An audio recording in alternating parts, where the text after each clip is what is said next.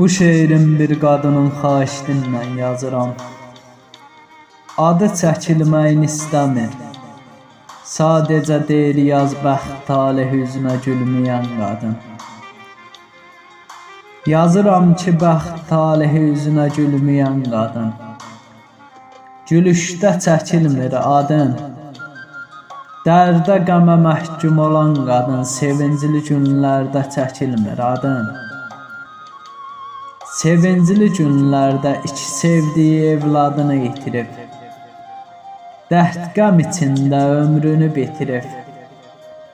Ömürlük arzularını vədəsiz itirib, dərd qəm içində boğulan qadın. Çəkdiyin dərd qəm də olubdur yadın. Bilirəm sevincli günlərdə çəkilməyib adın.